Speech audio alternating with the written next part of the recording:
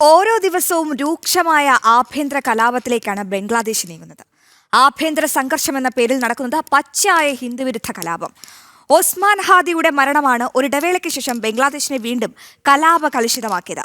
വരുന്ന പൊതുതെരഞ്ഞെടുപ്പ് അട്ടിമറിക്കുകയെന്ന ഗൂഢലക്ഷ്യവും കലാപകാരികൾ ഉന്നയിക്കുന്നു. ജനം ഡിജിറ്റൽ ഡെസ്കിൽ നിന്നും ആദ്ര ഉണ്ണികൃഷ്ണൻ തയ്യാറാക്കിയ എക്സ്പ്ലെയിനർ കാണാം.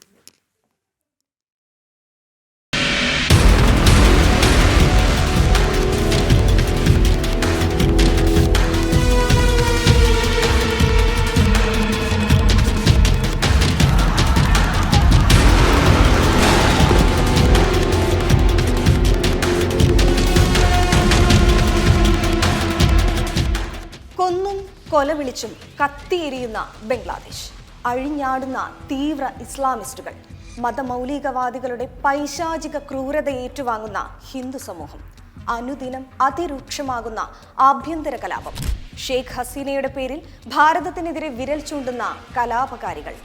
ഒരിടവേളയ്ക്ക് ശേഷം ഇവരെ വീണ്ടും സജീവമാക്കിയത് ഒസ്മാൻ ഹാദിയുടെ മരണമായിരുന്നു. ആരാണ് ഒസ്മാൻ ഹാദി?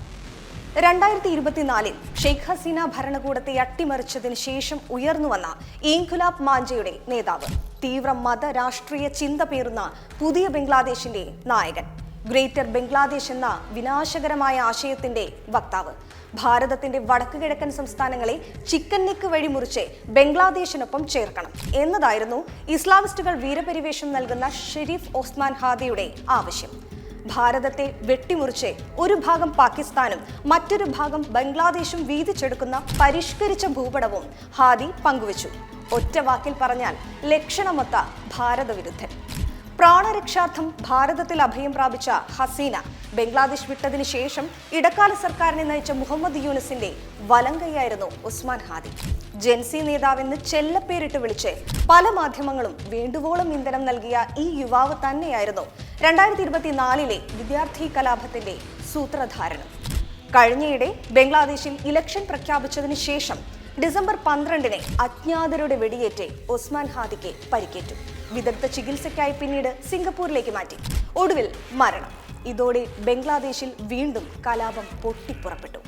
മതനിന്ദ ആരോപിച്ച് ഹിന്ദു യുവാവിനെ തല്ലിക്കൊന്ന് മരത്തിൽ കെട്ടിത്തൂക്കി കത്തിച്ചു. ഇതിന്റെ ദൃശ്യങ്ങൾ അഭിമാന പുരസ്സരം സമൂഹ മാധ്യമങ്ങളിൽ പങ്കുവെച്ച് മതവെറി പിടിച്ച കലാപകാരികൾ ആനന്ദം കണ്ടെത്തി. ഇതെല്ലാം കണ്ടും കേട്ടും യൂനുസിന്റെ നേതൃത്വത്തിലുള്ള പാവ സർക്കാർ 2 വരി പ്രസ്താവന ഇറക്കി അപലപിച്ചെന്ന് വരുത്തി. ഹാദിയെ വെടിവെച്ച അജ്ഞാതർ അവാമി പാർട്ടി പ്രവർത്തകരാണെന്നും അവർ ഇന്ത്യയിലേക്ക് കടന്നുവെന്നുമാണ് നിലവിൽ കലാപം അഴിച്ചുവിടുന്ന പ്രക്ഷോഭകാരികളുടെ ആരോപണം. ഇതിന്റെ പേരിൽ രാജ്യത്തെ ന്യൂനപക്ഷങ്ങളെ തിരഞ്ഞു പിടിച്ചാക്രമിച്ച് തെരുവുകൾ കത്തിച്ച് ഇതിനെല്ലാം മൂലകാരണം ഭാരതമാണെന്ന് പഴിച്ച് കലാപകാരികൾ അഴിഞ്ഞാടുന്നു.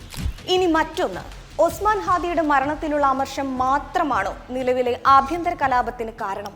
അതുമാത്രമല്ലെന്നാണ് വിദേശകാര്യ വിദഗ്ധരുടെ വിലയിരുത്തൽ. ഫെബ്രുവരിയിൽ നടക്കാനിരിക്കുന്ന പൊതു തെരഞ്ഞെടുപ്പ് വൈകിപ്പിക്കാനുള്ള ബോധപൂർവമായ തന്ത്രം ഇതിന് പിന്നിലുണ്ടാകാം. നീതിയുക്തമായ തെരഞ്ഞെടുപ്പിലൂടെ പുതിയ സർക്കാർ അധികാരത്തിൽ വരുന്നത് മുഹമ്മദ് യൂനുസിന് കീ കൊടുക്കുന്ന പാകിസ്ഥാനും ജമാഅത്തെ ഇസ്ലാമിക്കുമാണ് തിരിച്ചടിയാവുക എന്നത് തന്നെ കാരണം.